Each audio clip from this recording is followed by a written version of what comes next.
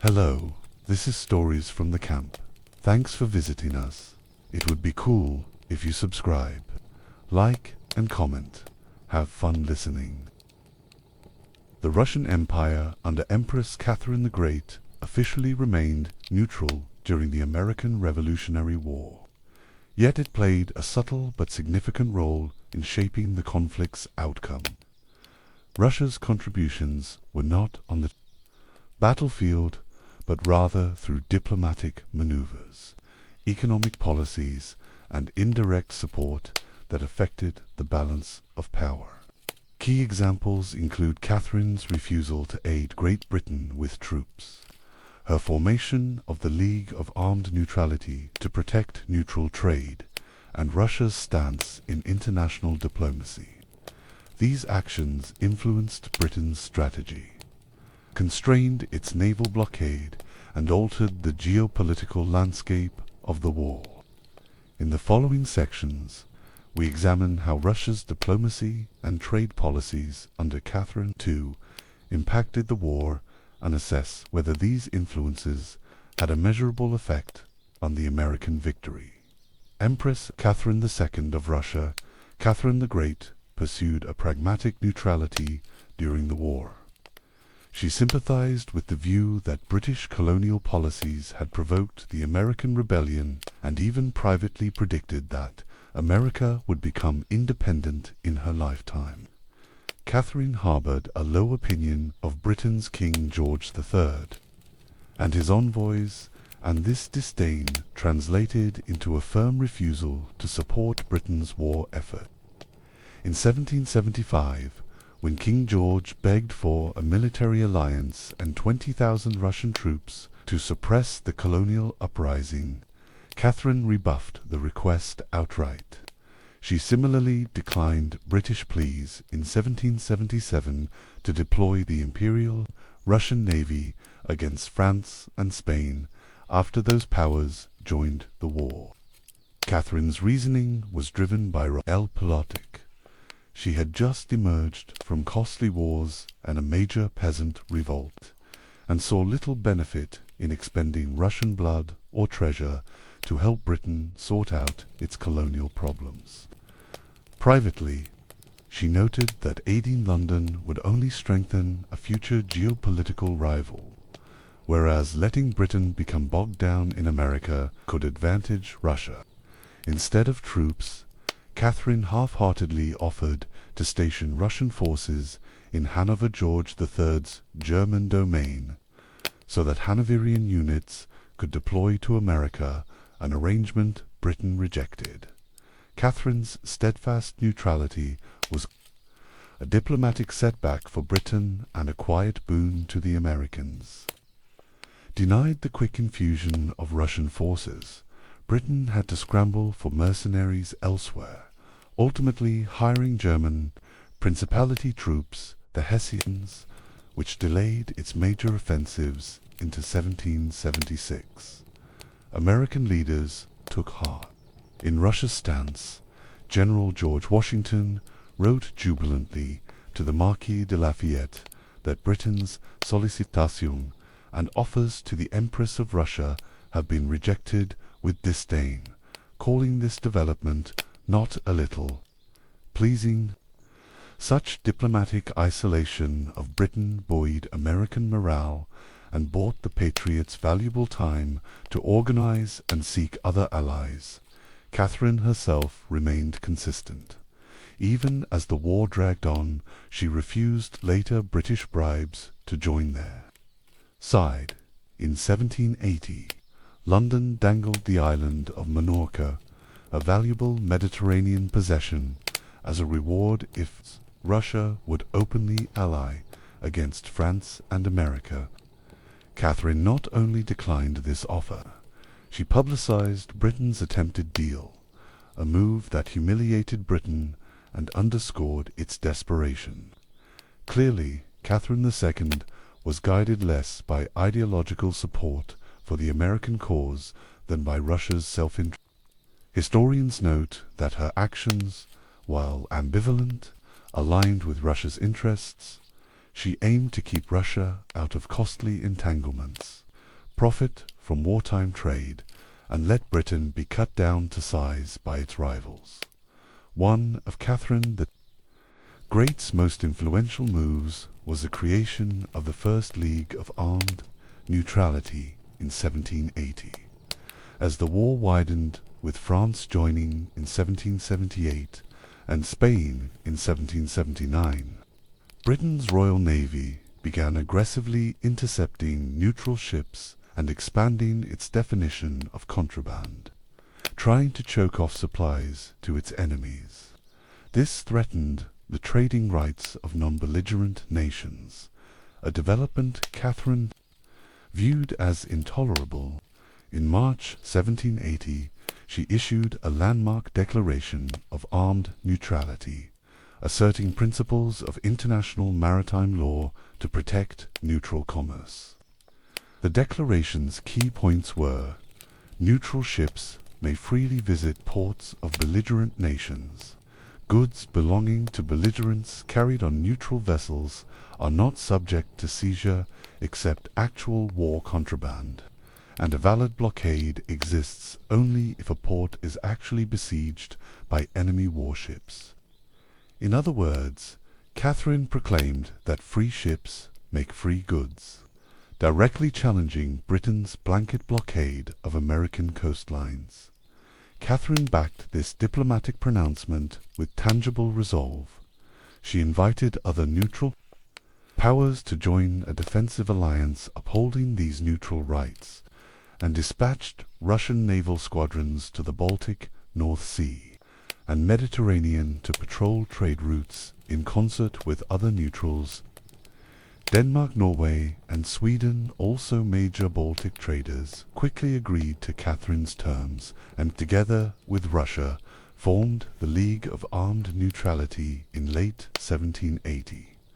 Over the next 2 years, Prussia, Austria, Portugal, and even the Ottoman Empire acceded to the League's principles. Although Spain, then at war with Britain, respected the League's neutrality, and France and the United States applauded its stance, Britain pointedly refused to recognize the new rules. British officials privately derided the alliance as an armed nullity.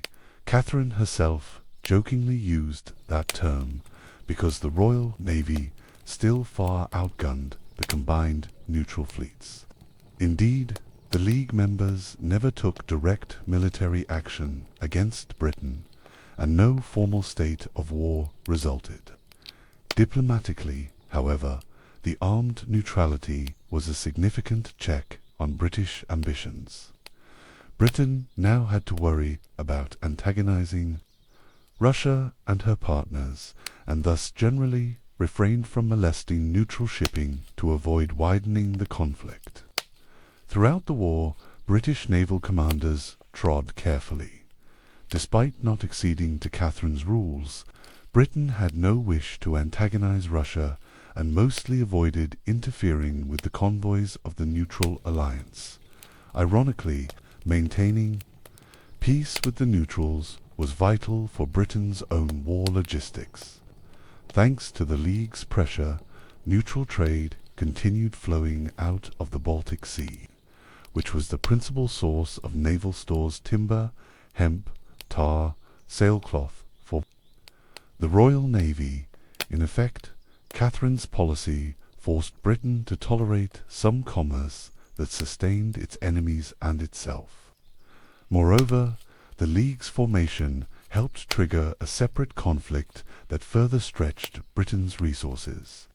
The Dutch Republic had been covertly trading arms and goods with the American rebels, notably through the Caribbean island of St. Eustatius, and it planned to join Catherine's neutral league in late 1780, before the Dutch could formally sign on. Britain pounced. British warships intercepted a Dutch vessel carrying American diplomatic dispatches, incriminating evidence of Dutch-American cooperation, and used this as a pretext to declare war on the Netherlands in December 1780. The resulting Fourth Anglo-Dutch War 1780-1784 meant that Britain was now fighting on yet another front against a European power that, until then, had been neutral. This was precisely the scenario Catherine's coalition sought to avoid for themselves.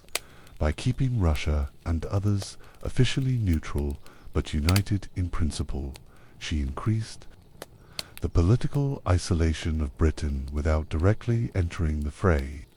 France and the United States, meanwhile, hailed the League of Armed Neutrality as an ideological victory. It legitimized the idea that the American war was not a mere rebellion, but part of a wider struggle against Britain's overreach on the high seas. Though the League never fired a shot in anger, its impact was felt in the war's diplomatic currents. Catherine even offered to act as a mediator between the American colonies and Britain, under the auspices of this neutral alliance. In late 1780, she floated a ceasefire and peace plan, sometimes called an armed mediation, with the aim of convening a congress in Vienna to negotiate an end to the war. This initiative coincided with Britain's own desire to extricate itself if favorable terms could be had. For a moment, it appeared Russia might broker a deal. In early 1781, the British government entertained Russia's mediation and negotiated behind the scenes, thinking they could secure a partial victory. Notably, British diplomats hinted that France, suffering financial strain by 1780, might accept a separate peace which would leave America isolated. However, this tentative plan unraveled when Britain's fortunes seemed to improve. Encouraged by some military successes in the American South and convinced France was near bankruptcy, King George III and his ministers abruptly withdrew from the Russian mediation and resolved to fight on for total victory. This proved a fateful mistake. Within months, the British army in Virginia was trapped and forced to surrender at Yorktown, October 1781, effectively sealing Britain's defeat. Catherine's League thus never had the chance to mediate a peace, but its very existence put pressure on Britain and showed that the European powers would not permit Britain unfettered dominance at sea. Russia's stance in the war was also driven by economic interests, especially regarding trade. The American Revolution disrupted Britain's transatlantic commerce and naval supply lines, forcing Britain to rely more heavily on imports from Northern Europe. Russian trade with Britain actually boomed during this period, as Britain turned to Russia and the Baltic for crucial raw materials to replace goods like flax, timber, potash, and naval stores it could no longer obtain easily from its rebellious American colonies. Catherine was keenly aware that war was good for business for the neutral Baltic countries. In fact, her government's initial concern in the late 1770s was to safeguard Russia's lucrative trade with England, which helped fill Russian coffers. In 1778, as Britain's navy began stopping and searching more neutral ships, Catherine took the precaution of ordering a Russian squadron to convoy British merchant ships through the White Sea route to Archangelsk, Russia's Arctic port. This move protected British Russian commerce from French or American privateers and signaled that Russia would defend its trading rights. Thus, before championing neutral rights broadly, Catherine first ensured that British trade with Russia would remain unhindered by the wider war. However, Britain's increasingly aggressive blockade measures soon threatened Russia's trade with other nations. The French and Spanish, America's allies, also relied on Baltic sources for ship materials and supplies. so Britain's attempts to cut off all trade with its enemies risked drawing Russia into a broader economic conflict. Catherine's armed neutrality can be seen in this light. It was a declaration in defense of Russia's own commercial freedom as much as a gesture of goodwill to the Americans. By insisting neutrals could trade in non-contraband goods with any belligerent, Russia kept the markets open. Neutral carriers, Dutch, Danish, etc., continued to ferry goods, including possibly war provisions, to France and Spain, who in turn supplied the Americans, as well as to English markets. This arrangement benefited Russian exporters and American allies alike.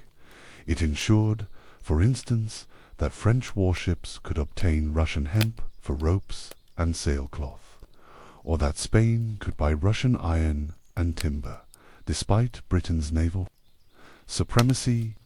Britain protested these flows, but, as noted, usually shrank from directly intercepting Russian or legated ships to avoid provoking a war with Catherine.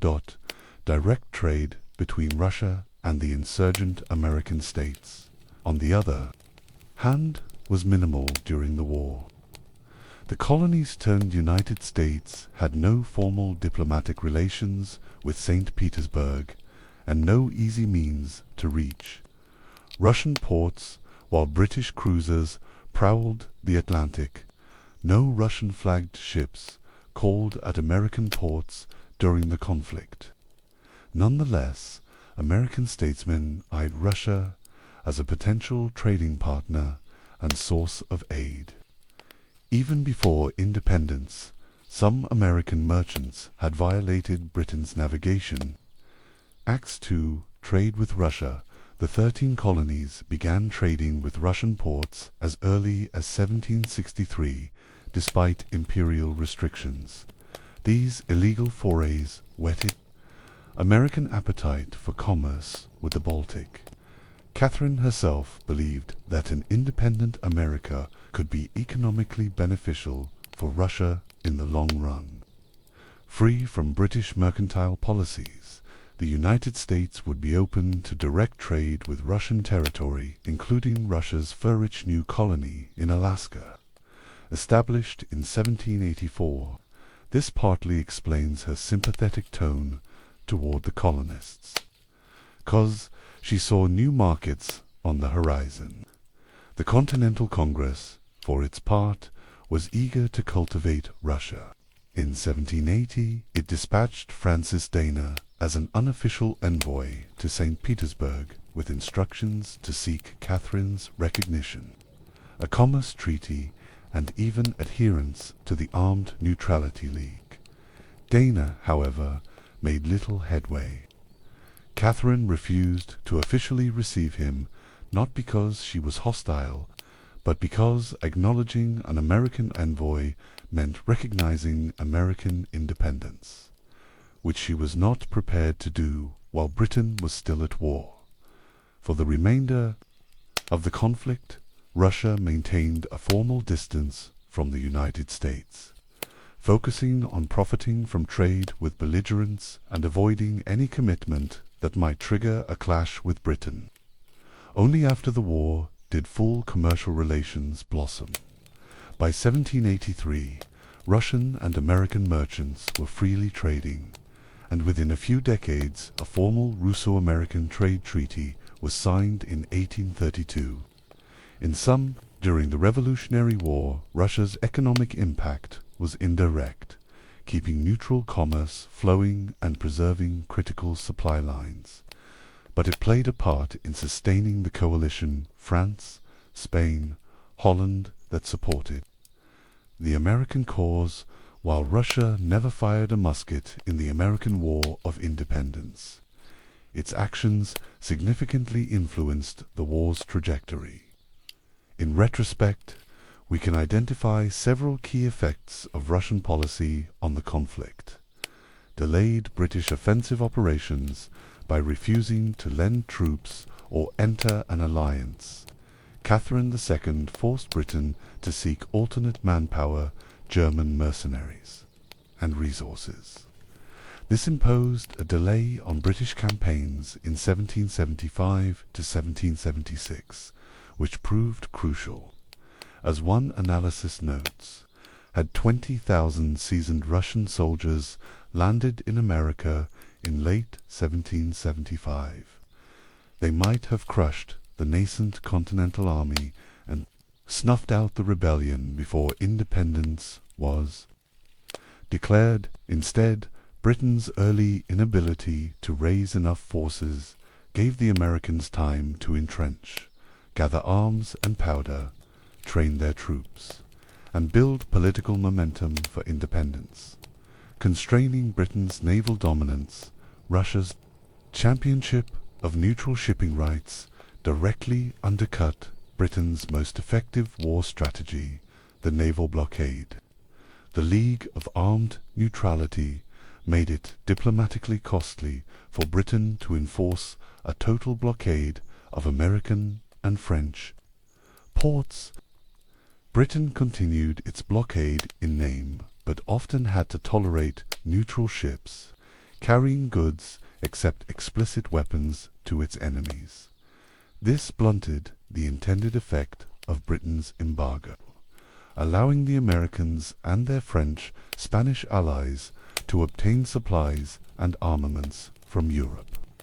It also ensured Britain's navy still received vital supplies from the Baltic, preventing a shortage but also tying Britain's hands. They could not easily move against neutral suppliers without sparking a wider war, widening the conflict, and stretching British resources. Catherine's policies indirectly led Britain into a broader war. The fear of Russia's growing coalition pushed Britain to attack the Dutch, adding a new theatre of war in 1781 that strained British naval resources and attention.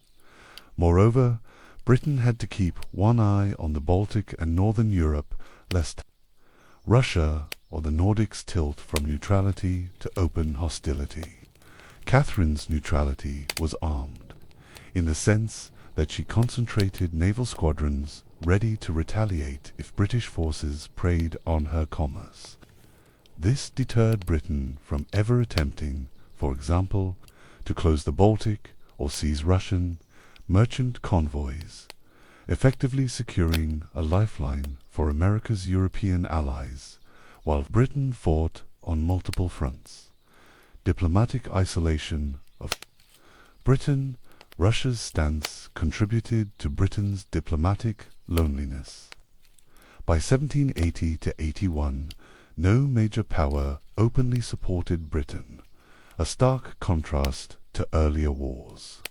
Catherine's neutral league, joined or endorsed by most of Europe, sent a message that Britain's cause lacked international legitimacy. American diplomats in Europe capitalized on this. The armed neutrality's principles were formally endorsed by the U.S. Congress in October 1780 as a signal of solidarity with Russia's initiative. The legitimization of the American cause as something other nations could countenance, if not actively support, was bolstered by Catherine's mediation attempts. Even though she never recognized the United States during the war, her offer to broker peace implicitly treated the Americans as a party to be negotiated with, not just rebels to be suppressed. This was a subtle but important shift in the geopolitical narrative. No second front against the Americans. Perhaps most importantly, Russia's non-intervention prevented the war from escalating against the Patriots. Had Catherine provided troops or formed an alliance with Britain, the Patriot forces would have faced far greater odds. Conversely, though some American thinkers dreamed of Russian aid, Russia never actively armed or allied with the United States either. The net effect was that the primary external aid to America came from France and Spain, while Russia's role was to keep additional enemies off the American battlefield. This equilibrium helped ensure the conflict remained a winnable one for the Americans and their allies. In evaluating the measurable impact of Russia's involvement, historians generally credit Catherine's diplomacy with tilting the scales indirectly in favor of American success. By isolating Britain and limiting its options, Russian policy acted to further isolate the British within greater European politics, and in the final analysis helped pave the way for the eventual victory of the young republic. British statesmen at the time clearly felt Russia's influence. One British general grumbled in 1777 that 10,000 Russian troops would have ensured the success of Britain's war effort, a concession that lacking those troops left Britain vulnerable. Modern scholars also point out that Catherine's absolute neutrality gave her leverage elsewhere as she abstained from the American conflict. She expected the Western powers to stay out of her wars of expansion. In this way, the American Revolution's geopolitical fallout extended to Eastern Europe and the balance of power. Britain's defeat and distraction arguably facilitated Russia's rise as a more assertive great power in the post-1783 world. In conclusion, the Russian Empire under Catherine the Great influenced the American Revolutionary War in crucial, though understated ways. Catherine's refusal to aid Britain and her formation of the League of Armed Neutrality deprived Britain of support and boxed it in on the world stage. Economically, Russia's protection of neutral trade routes and continued commerce ensured that Britain could not sever the lifelines sustaining the American rebels and their European allies. While Russia provided no direct military aid to the Americans, its actions contributed to the conditions that made American victory possible, slowing Britain's response, dividing its focus, and denying it any new allies. The geopolitical landscape was undeniably altered. Britain emerged from the war isolated and weakened, while Russia gained prestige as a defender of neutral rights and quietly advanced its own imperial agenda. In the end, Catherine the Great's involvement in the American Revolution demonstrates that even for wrath, neutral powers can profoundly shape the outcome of a conflict through diplomacy and strategy. As one contemporaneous observer, George Washington, might agree, the American Revolution was aided by a series of miracles, and Russia's stance was certainly one of the fortunate factors that tipped the scales toward American independence.